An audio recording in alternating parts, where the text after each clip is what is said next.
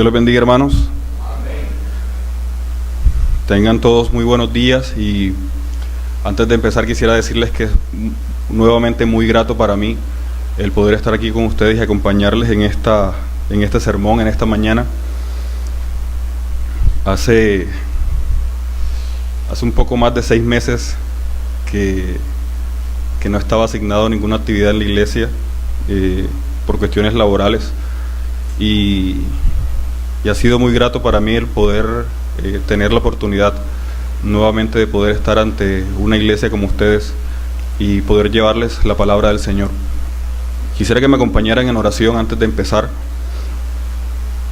Señor y Dios que estás en los cielos, te damos muchas gracias, Señor, por tu gran amor y misericordia, Señor, que has tenido para con nosotros, al permitirnos, Señor, estar reunidos en este lugar para contemplarte, Señor, a ti. Gracias, Señor, porque no nos has traído a contemplar un hombre, sino que nos has traído, Señor, a contemplarte a ti por medio de tu palabra. Gracias, Señor, porque por medio de tu Espíritu Santo estamos seguros, Señor, de que tú traerás alimento a nuestras vidas, esperanza a nuestros corazones, aliento para nuestras almas. Te pedimos, Padre amado, que bendigas este tiempo, Señor, y que tu palabra sea glorificada y tu nombre sea exaltado. Te damos gracias en el nombre de Jesús. Amén. Hace unas pocas semanas, tal vez algunos de ustedes se pudieron haber dado cuenta por medio de el internet y las noticias que se dio un hecho que ha maravillado a muchos hombres y sobre todo a la comunidad científica. Se tomó la primera fotografía de un agujero negro. No sé si algunos lo han tenido la oportunidad de ver la imagen. La noticia cubrió muchos medios, y sobre todo causa bastante admiración cuando uno revisa los datos concernientes a este hecho. El tal agujero negro se encuentra en la galaxia M87. Está a 55 millones de años luz de la Tierra. Y para que se hagan una idea, la luz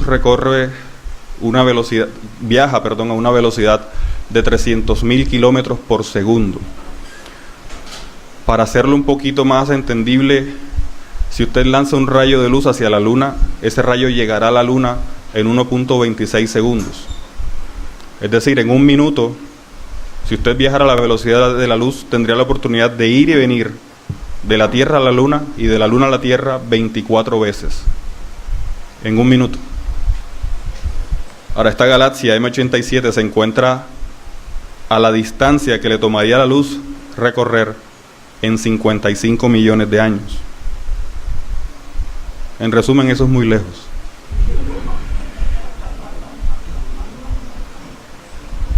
Tal agujero negro es 8 veces más grande que nuestro sistema solar. 8 veces más grande que nuestro sistema solar. Si lo conocen un poquito, la Tierra es el tercer planeta en nuestro sistema solar. Hay 8, se cree que hay un 9º, está muy lejos. Y tal agujero negro es 8 veces más grande que la circunferencia completa de nuestro sistema solar. Su peso se calcula en alrededor del peso de 6.500 millones de soles. Y su tamaño es de cerca de 3 millones de veces el tamaño de la Tierra. Tales son los números que rodean a este objeto. Cuando uno piensa en cifras como estas, en hechos como estos, sin duda a la mente de muchos de nosotros llegan las palabras del Salmo 8, versículos 3 y 4. Cuando veo tus cielos, obras de tus dedos, la luna y las estrellas que tú formaste, digo, ¿qué es el hombre para que tengas de él memoria? Y el Hijo del Hombre para que lo visites. Sin duda la contemplación de la creación es una de las fuentes que tenemos para estar seguros, para saber y que Dios puso como testimonio para que todos supiéramos que existe un Dios. La Biblia así lo declara. Pero sobre todo, tal vez no hay cosa más que asombre más al corazón del hombre que el vasto universo. Tanto espacio, tanta materia, y aquí estamos nosotros en medio de los planes de Dios. ¿Cuánta fuerza, cuánta potencia, cuánta energía fue necesaria para traer a la existencia un universo como este en el que nosotros estamos?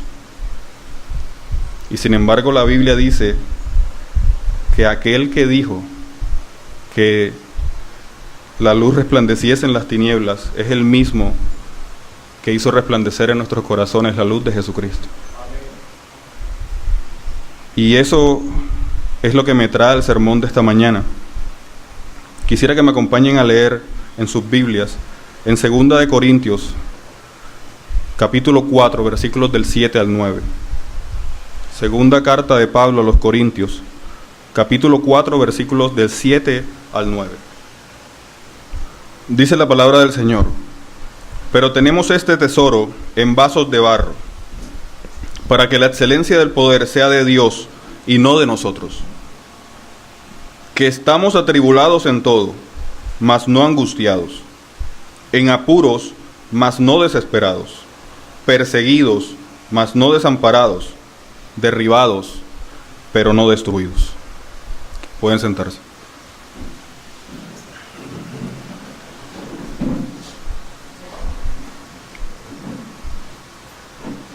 Antes de iniciar con la exposición de estos 3 versículos, quisiera que tengamos un panorama un poco amplio de la carta de 2 a los Corintios en general.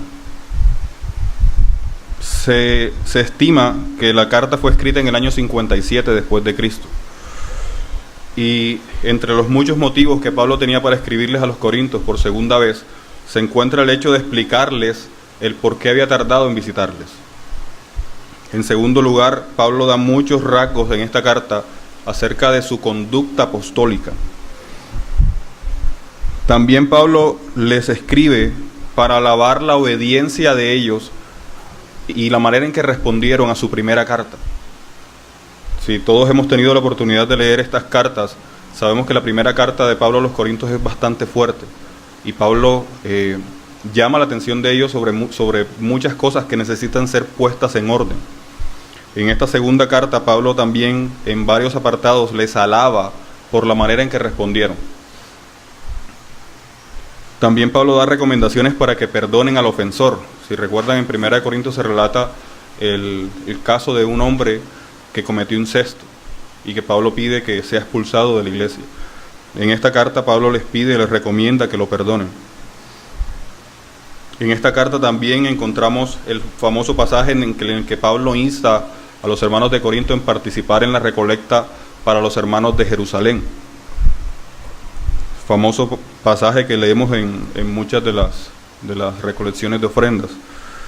Y también Pablo se ve obligado o de alguna manera motivado a escribir la carta, porque a pesar de que la iglesia en Corinto había obedecido, había tomado de buena manera su primera carta, aún se mantenían unos pocos que se rebelaban contra la autoridad de Pablo, y que de hecho daban a entender que todo lo que Pablo hacía, y que tal vez su interés por el tema de la colecta para los hermanos de Jerusalén estaba motivada en el fondo por asuntos personales de Pablo, o de que Pablo podía tomar algún tipo de ventaja o algún tipo de ganancia al estar en medio de tal actividad.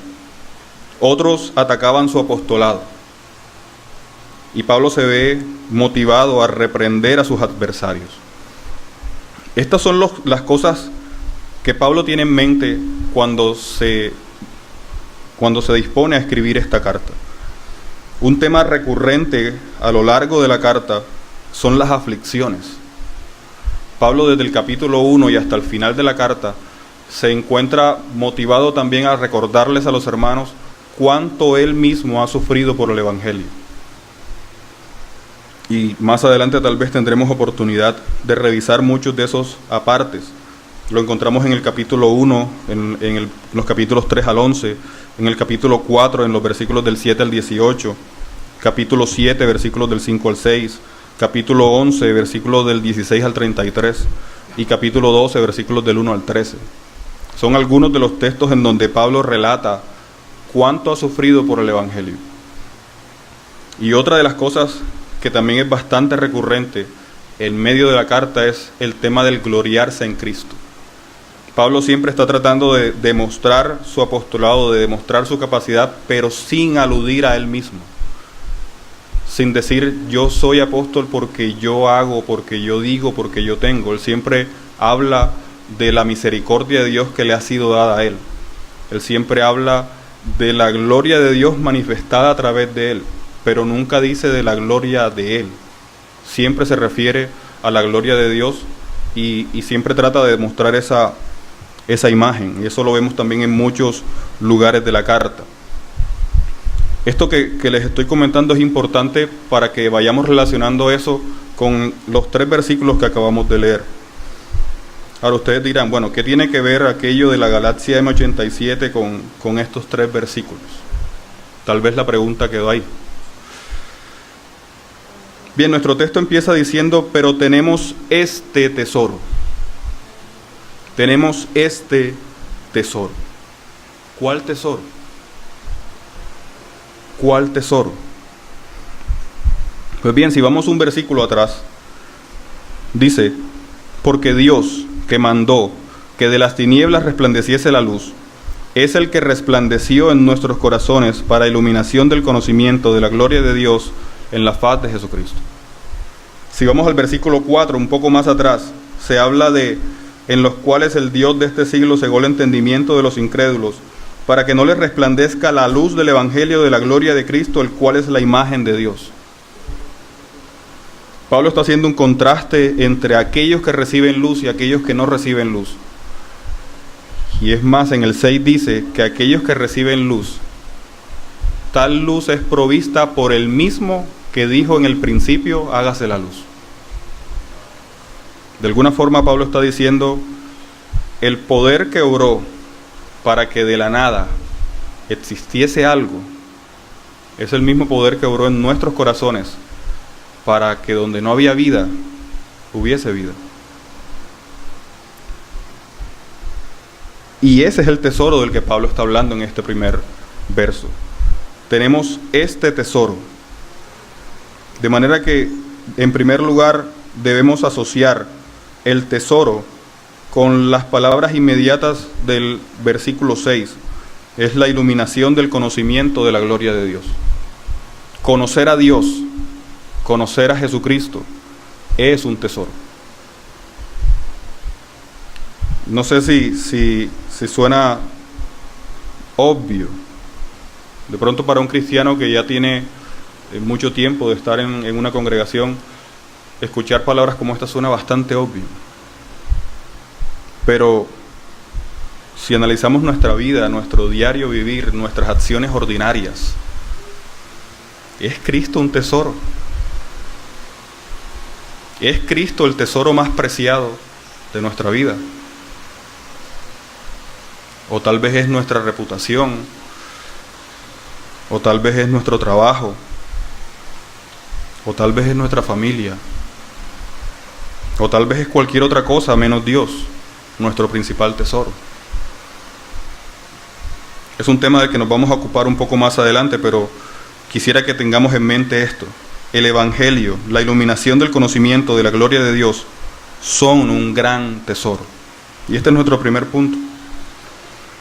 Ahora, el texto dice que este tesoro se encuentra en vasos de barro, en vasijas de barro, dicen otras versiones.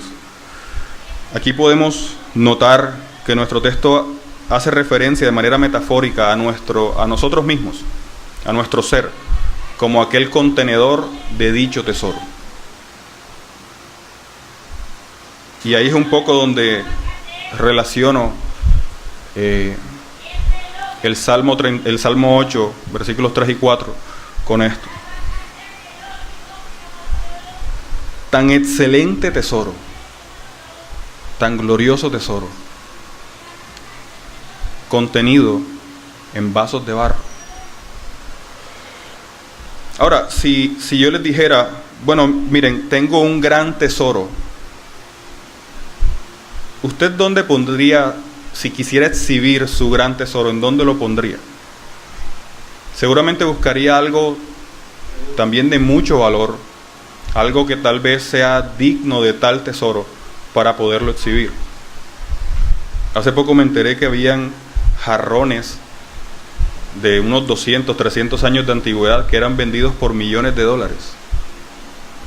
Los famosos jarrones de la dinastía Ming en China se venden por millones de dólares.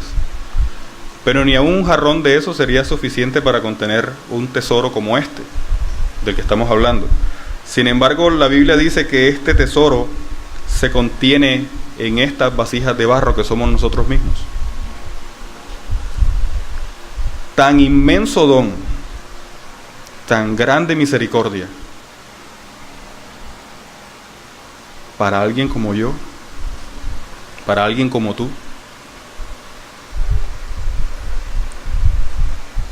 La Escritura usa la expresión vasos de barro para señalar nuestra propia fragilidad, para hablar de nuestra susceptibilidad a ser dañados, para hablar de que estamos sujetos a aflicciones y muerte. Un vaso de barro se puede partir, y de hecho se puede partir muy fácilmente. Y la Escritura menciona que tenemos un gran tesoro, un infinito tesoro, en un vaso de barro. Esta breve frase puede llevarnos a considerar distintos puntos. Por ejemplo, un vaso solo puede contener aquello que alguien más pone en él. Un vaso no se pone a sí mismo contenido. De hecho, la expresión habla de un vaso común, un vaso corriente, un vaso sin ningún mérito, un vaso sin ninguna distinción, un vaso de barro.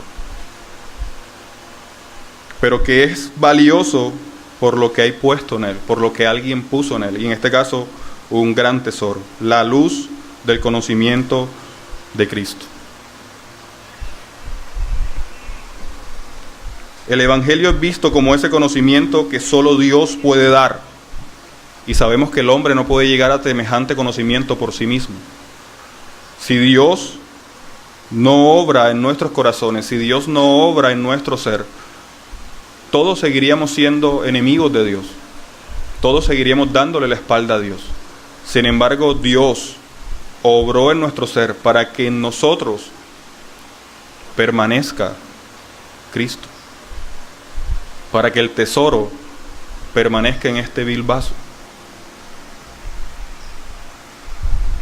Ahora, este tesoro, como ningún otro, no puede ser robado por ladrones. Si usted sale de aquí hoy y camino a su casa se encuentra un fajo de billetes, estoy seguro que como buen colombiano nadie va a saltar y a gritar: me encontré un fajo de billetes. ¿Seguro? El que salte y brinque, lo más seguro es que en la esquina lo atraquen. Seguramente si alguno de ustedes encuentra algo de mucho valor, consciente o tal vez inconscientemente, ya por la costumbre que tenemos, si no ve a nadie alrededor, lo que va a hacer es tomar tal objeto, guardárselo en un bolsillo y caminar como si nada hubiera pasado. Llegar a su casa, llegar a algún lugar y entonces sí poder contemplar aquello que se encontró. Bien, este tesoro es como ningún otro, porque este tesoro no puede ser robado por más que lo exhibas. De hecho, podemos ver que el tesoro es puesto en un vaso de barro precisamente para que lo exhiban, para que el vaso no le robe gloria al tesoro, para que lo único glorioso y sublime sea el tesoro y no el vaso. Es un tesoro que no puede ser robado. Y recordamos tal vez las palabras de Mateo 6. Quisiera que me acompañaran a leerlo. En Mateo 6, versículos 19 al 20, Jesús hace una advertencia que se relaciona con esto que estamos diciendo. Dice Mateo 6, versículo 19: no os hagáis tesoros en la tierra, donde la polilla y el orín corrompen, y donde los ladrones minan y hurtan. El 20 dice: sino haceos tesoros en el cielo, donde ni la polilla ni el orín corrompen, y donde ladrones no minan ni hurtan. Es un tesoro que no puede ser robado. Cristo en nuestros corazones es un tesoro que no puede ser robado. Nada, absolutamente nada, puede separarnos del amor de Dios. Nada puede robar el tesoro que Dios ha depositado en ti y en mí y quitarlo. Tal tesoro no puede ser quitado de esa vasija. Es más, es un tesoro tal que ni la muerte podrá quitarlo de ella. ¿Recuerdan aquella historia del rico en Lucas 12? Que decía: oh, cuánto grano tengo, cuán rico soy, haré esto y haré aquello. Y el Señor le dice: necio, mañana vienen por tu alma y lo que es tuyo, ¿de quién será? Es el famoso refrán: nadie se lleva las riquezas a la tumba. Desnudo viniste al mundo, desnudo te irás. Es un tesoro que ni los ladrones pueden quitarnos y que ni la muerte nos puede arrebatar. Semejante tesoro.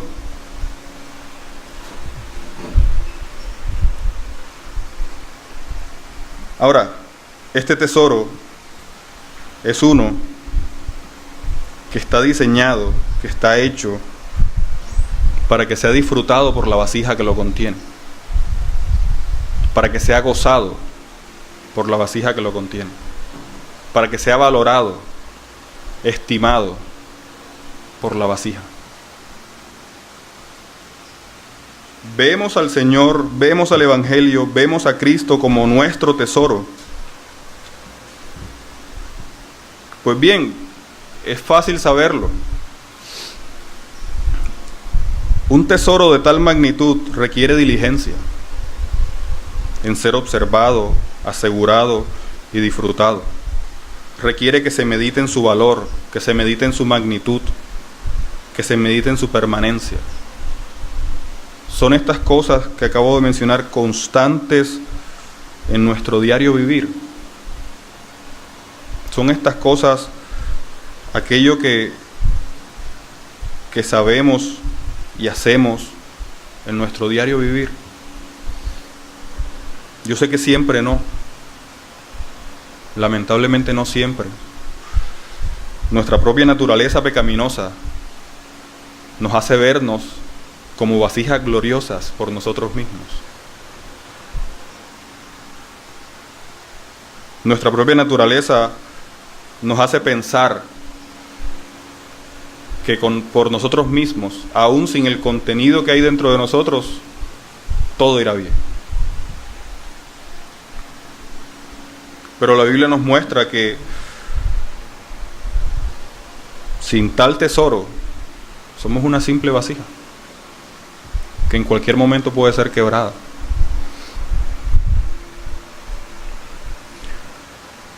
La Biblia nos ha mostrado que incluso a menudo Dios ha puesto tal tesoro en vasijas agrietadas, incluso astilladas. La Biblia está llena de ejemplos de hombres a los que Dios les ha dado títulos que tal vez todos nosotros quisiéramos tener, y que sin embargo han sido hombres que han exhibido conductas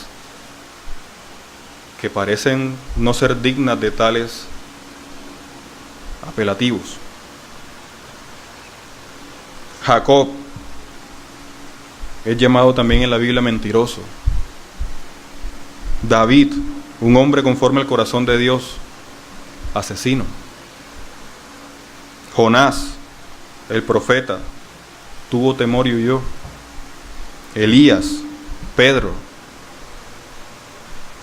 Y como ellos muchos otros, que sabemos por la Escritura que fueron hombres de Dios, hombres usados por el Señor, y que seguramente hoy disfrutan de la presencia del Señor, y sin embargo la Biblia no repara en mostrarnos cuán agrietados y astillados eran como vasijas.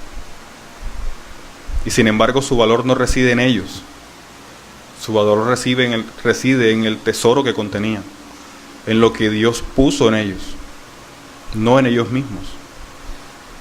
Y es por eso que Pablo a lo largo de toda la carta está siempre llamando la atención a cuánta misericordia Dios ha tenido de él, que era perseguidor y que ahora se le ha dado el ministerio del Evangelio.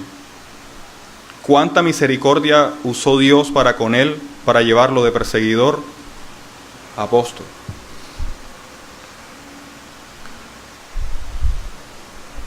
Todos los que hemos creído en Cristo tenemos este tesoro, y eso es seguro. Y yo no sé si ustedes creen eso, pero si usted está en Cristo, lo que este texto me dice es que usted tiene ese tesoro. Usted contiene ese tesoro. Y el texto nos dice que tenemos este tesoro en vasos de barro para que la excelencia del poder sea de Dios y no de nosotros, para que la gloria sea de Dios y no de nosotros. Entonces, esta palabra para que la excelencia del poder nos hace pensar en que habrá o hay involucrado algún tipo de manifestación o algún tipo de resultado. Por el contexto sabemos que Pablo está hablando del resultado de su ministerio, su obra en las diferentes iglesias. Y eso nos hace conectar la primera idea del tesoro en vasos de barro con el servicio. Todos estamos llamados a servir. Ahora, este servicio, siguiendo esta metáfora, consiste en mostrar el tesoro.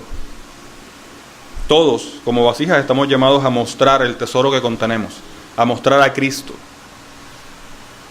Pero mostrarlo sabiendo y reconociendo que somos simples vasijas de barro. No mostrarlo como si tal tesoro fuera producto de nuestra habilidad. No mostrarlo como si tal tesoro fuera producto de nuestra elocuencia.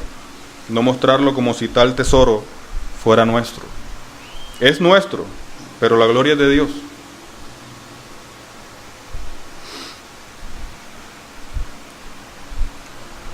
Un ejemplo de esto lo vemos en la misma carta, en el capítulo 3, versículo 5. Pablo dice: no que seamos competentes por nosotros mismos para pensar algo como de nosotros mismos, sino que nuestra competencia proviene de Dios. Pablo está hablando y defendiendo su ministerio, y sin embargo dice que él no es competente por él mismo, él dice que es competente por Dios.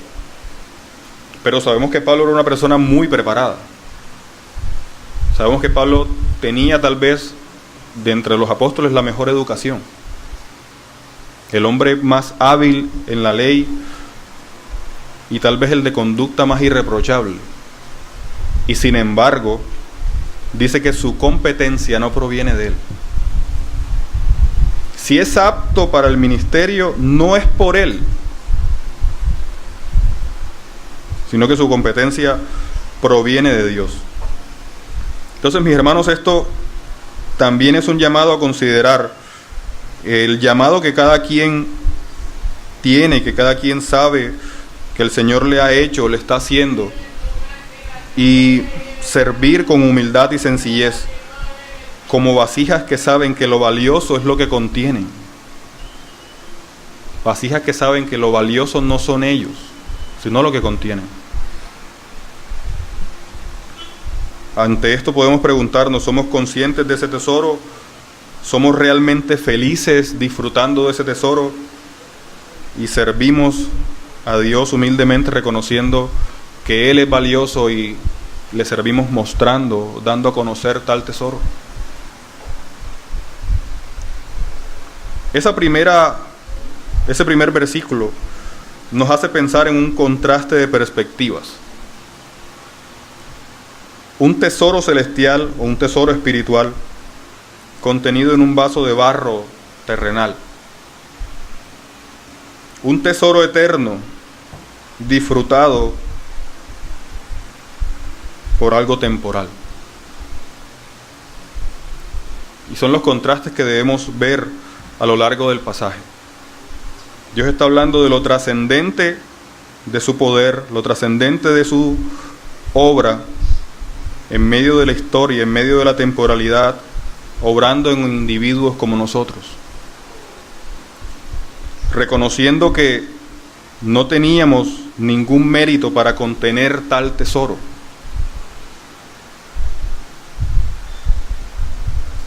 Les comentaba hace un rato de los jarrones de la dinastía Ming.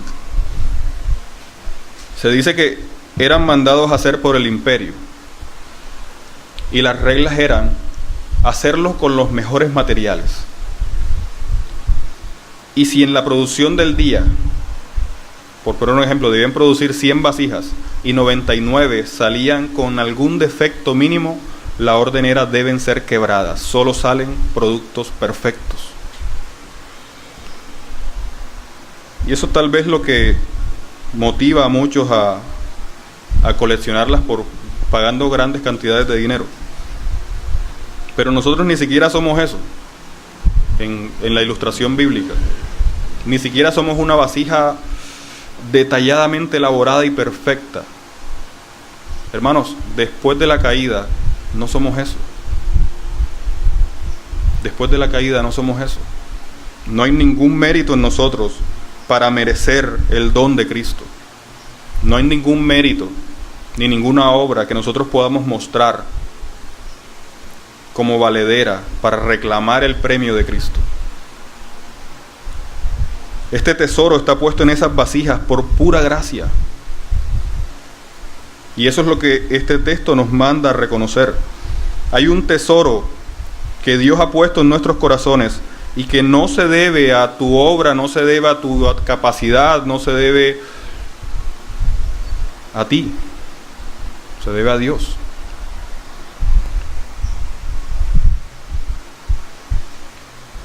Luego, nuestro texto continúa con una estructura que está en los versículos 8 y 9, que llama bastante la atención.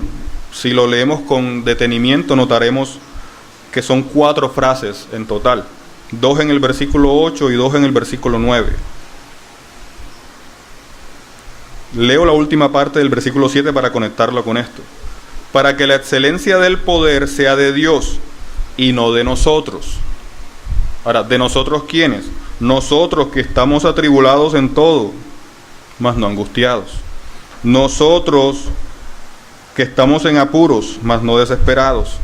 Nosotros que estamos perseguidos, mas no desamparados. Nosotros que estamos derribados, pero no destruidos. 4 frases. Ahora, recuerden que les mencionaba que Pablo a lo largo de la carta habla de muchas de sus aflicciones. Quisiera que me acompañaran a leer el capítulo 1, versículos 4, 6 y 8 de la carta de segunda a los Corintios. El versículo 4 del capítulo 1 dice: el cual nos consuela en todas nuestras tribulaciones, para que podamos también nosotros consolar a los que están en cualquier tribulación, por medio de la consolación con que nosotros somos consolados por Dios. Versículo 6. Pero si somos atribulados, es para vuestra consolación y salvación. O si somos consolados, es para vuestra consolación y salvación, la cual opera en el sufrir las mismas aflicciones que nosotros también padecemos. Y está hablando en tiempo presente. Versículo 8. Porque, hermanos, no quiero que ignoréis acerca de nuestra tribulación, que nos sobrevino en Asia, pues fuimos abrumados sobremanera, más allá de nuestras fuerzas, de tal modo que aún perdimos la esperanza de conservar la vida. Versículo 9. Pero tuvimos en nosotros mismos sentencia de muerte, para que no confiásemos en nosotros mismos, sino en Dios que resucita a los muertos. Estos últimos 2 versículos me gusta mucho cómo aparecen en la Nueva Traducción Viviente. El versículo 8 dice: amados hermanos, pensamos que tienen que estar al tanto de las dificultades que hemos atravesado en la provincia de Asia. Fuimos oprimidos y agobiados más allá de nuestra capacidad de aguantar, y hasta pensamos que no saldríamos con vida. De hecho, esperábamos morir, pero como resultado dejamos de confiar en nosotros mismos y aprendimos a confiar solo en Dios, quien resucita a los muertos. Pablo también menciona sus aflicciones y da una lista bastante detallada en la misma carta de 2 Corintios, pero esta vez en el capítulo 11, versículos 22 en adelante. Leo para ustedes. ¿Son hebreos? Yo también. ¿Son israelitas? Yo también. ¿Son descendientes de Abraham? También yo. ¿Son ministros de Cristo? Como si estuviera loco hablo, yo más. En trabajos más abundantes, en azotes sin número, en cárceles más, en peligros de muerte muchas veces. De los judíos 5 veces he recibido 40 azotes menos 1. 3 veces he sido azotado con varas, 1 vez apedreado, 3 veces he padecido naufragio, 1 noche y 1 día he estado como náufrago en alta mar.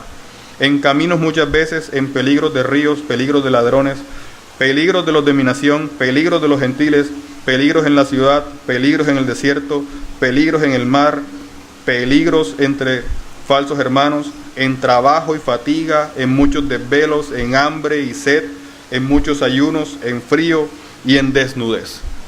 Pablo se define como el amigo ideal con el que todos quisiéramos andar. Imagínense cuántas aflicciones, por cuántas cosas había pasado. Y sin embargo, aquí nos muestra una realidad terrenal, pero sumada a una esperanza celestial. Estamos atribulados en todo, mas no angustiados, en apuros, mas no desesperados, perseguidos, mas no desamparados, derribados, pero no destruidos. Tal vez estas palabras pueden cobrar un poco más de sentido si vamos un poco a qué palabras exactamente había ahí en el original y más o menos qué idea general transmitía. En el versículo 8 dice, estamos atribulados en todo. Aquí la palabra es tlibo y da la idea de sufrir aflicción y tiene referencia a sufrir debido a la presión de las circunstancias. ¿Ok? Atribulados, la idea que da en el original es sufrir debido a la presión, ser presionado por algo. Y es curioso que cuando dice mas no angustiados, la palabra que se usa es estenocoreo.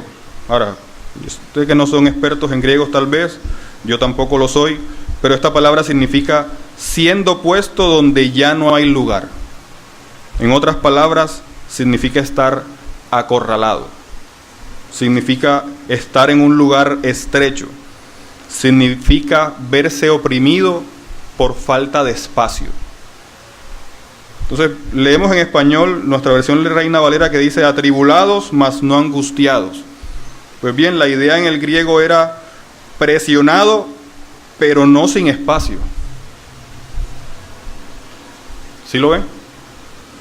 Presionado por las circunstancias, pero no estando en un lugar donde ya no hay más espacio. ¿Lo ven? La segunda frase dice, en apuros, mas no desesperados. Y aquí el juego de palabras es mucho más interesante. La palabra apuros es aporeo.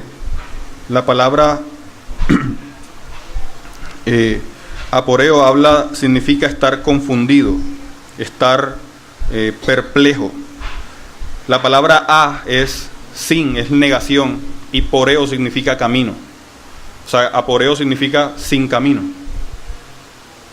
Entonces la palabra en apuros trae la idea de alguien que se encuentra en un sendero pero que ya no tiene camino.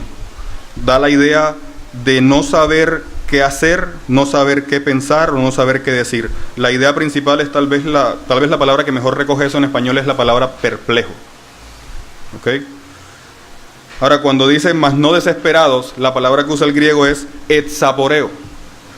La palabra de apuros era aporeo. La palabra ahora es etzaporeo. Y la palabra etzaporeo es aporeo, pero con el prefijo ek.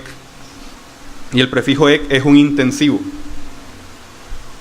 O sea, demasiado sin camino. Algo así. Sin camino, pero no sin demasiado sin camino. Entonces tal vez la idea ahí. Es como si nos estuvieran diciendo, sin saber qué hacer, pero en realidad no sin saber qué hacer. Sin camino, pero no totalmente carente de camino. Es la idea que da el griego ahí. Luego viene la palabra en el 9, perseguidos, mas no desamparados. Entonces la palabra perseguido es dioko, que significa literalmente perseguir, y también se usa de un atleta que va corriendo en una carrera. Y luego dice perseguidos mas no desamparados, y desamparado significa literalmente dejar atrás algo. Desamparado, algo que se deja atrás, abandonado. Derribados es arrojar algo hacia abajo, es la palabra catabalo, arrojar algo hacia abajo. Derribado da la idea de tumbar algo y que eso caiga, pues obviamente hacia abajo. Pero no destruidos, y destruidos es la palabra apolumi. Olumi es la palabra destruir, apolumi es totalmente destruido. Entonces, cuando consideramos esto, ya teniendo una mejor idea de las implicaciones o de las ideas detrás de esas palabras, tal vez podemos considerar un poco mejor esos dos versículos. Y es lo que me propongo hacer en este momento. En primer lugar, notamos que se trata de un juego de palabras. Presionado, como si no tuviera más lugar a donde ir, pero todavía teniendo lugar a donde ir. Sin camino, pero no totalmente carente de camino. ¿Ok? Perseguido, pero no habiendo sido dejado atrás. Todavía hay alguien conmigo. Derribado, tirado al suelo, pero aún no destruido. A mí me pareció interesante poderles traer esto y ver la amplitud que da eso al sentido del texto. Este juego de palabras muestra indudablemente el cuidado y la misericordia de Dios, quien a pesar de permitir que pasemos por circunstancias difíciles, nunca permitirá nuestra pérdida. A pesar de que estemos atribulados, en apuros, perseguidos o derribados, nunca estaremos angustiados, desesperados, desamparados o destruidos, porque Dios está con nosotros. Y tal vez esto nos hace recordar otros textos de la Escritura, como el Salmo 34:19, donde habla de que muchas son las aflicciones del justo, pero de todas ellas le librará Jehová. O Juan capítulo 16, versículo 33, donde dice: estas cosas os he hablado para que en mí tengáis paz. En el mundo tendréis aflicción, pero confiad, yo he vencido al mundo. Y otras palabras más, como 2 Corintios 1, del 8 al 9, donde Pablo, y fue lo que acabamos de leer hace un rato, Pablo dice que todas esas aflicciones que le vinieron fue para que no confiase más en sí mismo, sino que confiara en Dios que resucita de los muertos. O 1 Corintios 10, 13, donde se nos dice: no os ha sobrevenido ninguna tentación que no sea humana, pero fiel es Dios, que no os dejará ser tentados más de lo que podéis resistir, sino que dará también juntamente con la tentación la salida para que podáis soportar. Y tal vez eso es un buen resumen de esas 4 frases. Presionado, pero aún alguien me puede proveer espacio. Sin camino, pero alguien me puede proveer un camino. Perseguido, pero alguien está conmigo para ayudarme. Derribado, pero aún no he sido destruido. Ahora, esta estructura que vemos ahí claramente la podemos ver como un paralelismo. Un paralelismo que pudiéramos también dividir en 2 partes. atribulados mas no angustiados, en apuros mas no desesperados, hacen referencia a las aflicciones internas del justo. Pero luego habla en el versículo 9 de perseguidos mas no desamparados, derribados pero no destruidos, y ya eso hace referencia a algo más externo. No sé si todos alcanzaron a escuchar eso. El versículo 8 habla de aflicciones internas, angustia, habla de tribulación, habla de desespero, habla de apuros. Sin embargo, el versículo 9 habla de cosas un poco más externas: persecución, desamparado, derribado, destruido. Así que pudiéramos ver en este texto una especie de paralelismo que en primer lugar nos habla de cuánto sufre la vasija en su interior y cuánto sufre luego la vasija en su exterior. Ahora, ¿de dónde saco la idea de que tal vez pudiera ser algo así? En el capítulo 7 de esta misma carta, Pablo da una idea que parece sugerir esto. Capítulo 7, versículo 5 dice: porque de cierto cuando vinimos a Macedonia ningún reposo tuvo nuestro cuerpo, sino que en todo fuimos atribulados, de fuera conflictos y de dentro temores. Es decir, Pablo está como clasificando las aflicciones en dos: las que vienen de afuera y las que vienen de adentro. Y este texto nos dice: las aflicciones de adentro, tu tribulación, tu angustia, tu desespero, tienen solución en Dios. Pero tus aflicciones externas, la persecución, el desamparo, el temor a ser destruido, el derribado, también tienen solución en Dios, en Cristo. Hay un paralelismo ahí. Entonces pudiéramos decir que el versículo 8 habla de esos temores internos que todos experimentamos y que Pablo seguramente también experimentó luego de haber leído todo lo que mencionó que padeció. Y que el versículo 9 entonces nos habla de esos conflictos externos por los que también seguramente pasó. Y esto nuevamente pone de contraste una situación temporal o terrenal contra una situación o una provisión espiritual o eterna. Me gustaría que lo vieran de esta manera. Ese paralelismo que se ve claro en los versículos 8 y 9, pudiéramos extenderlo al versículo 7 que leímos inicialmente.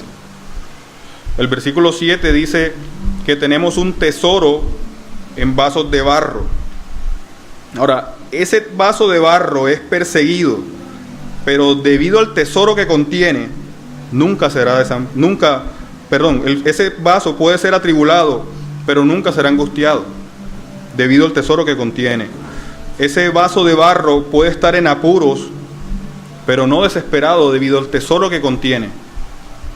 Ese vaso de barro puede ser perseguido, pero no desamparado debido al tesoro que contiene.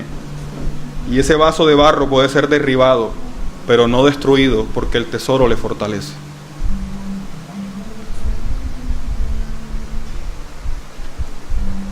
Cuando lo vemos de esta manera, vemos que el pasaje es bastante esperanzador. Pablo vivió tal vez aflicciones que ninguno de nosotros se imagina, aflicciones por las que tal vez ninguno de nosotros pasaremos, y sin embargo nos deja ver que no importando cuál sea la situación, venga de afuera o venga de adentro, el tesoro, la luz de Cristo, el Evangelio, es suficiente para mantenernos en pie. Ahora, ¿por qué llega esa aflicción? ¿Por qué tenemos tal aflicción? Pues bien, hay tres razones normalmente para eso. La primera es el Evangelio. En Mateo 5 se relata de la bienaventuranza o lo bienaventurado que es un hombre cuando es perseguido por causa de la justicia. Y es que no estamos hablando aquí de meras aflicciones terrenales. Sí es claro que el justo sufre en muchas ocasiones las mismas aflicciones que el impío. Un impío puede pasar por falta de empleo, por la muerte de un familiar, por enfermedad, Y un creyente también, por falta de empleo, por la muerte de un familiar, de un ser querido o por enfermedad. Sin duda compartimos aflicciones, pero hay aflicciones que solo puede vivir un justo. Y el ser perseguido por causa del Evangelio es una de ellas. El ser consciente de nuestra pecaminosidad es otra de ellas. El no creyente no vive con esa aflicción. El no creyente no vive pensando en la multitud de sus pecados. El no creyente no vive pensando en eso. El creyente vive pensando en sus errores, pensando en sus pecados, pero sabiendo que ese gran tesoro que tiene puede proveerle perdón y gracia. Ahora, sin duda también sufrimos aflicción por el pecado de otros y no solo por el pecado propio. Pero en todas estas situaciones vemos que lo central es mantener nuestra vista en el tesoro y no en la vasija.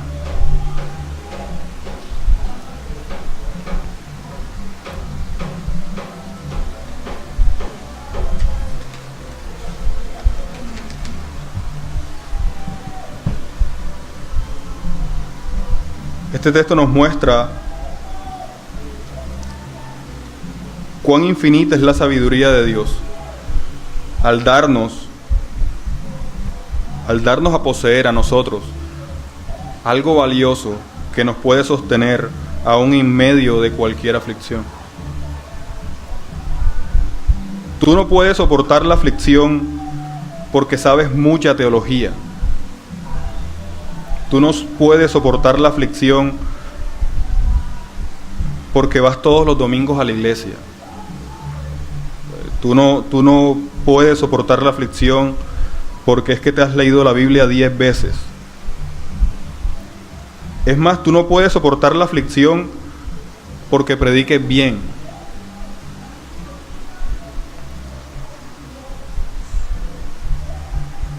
Lo único que puede hacer que una vasija vil y común de barro soporte gran aflicción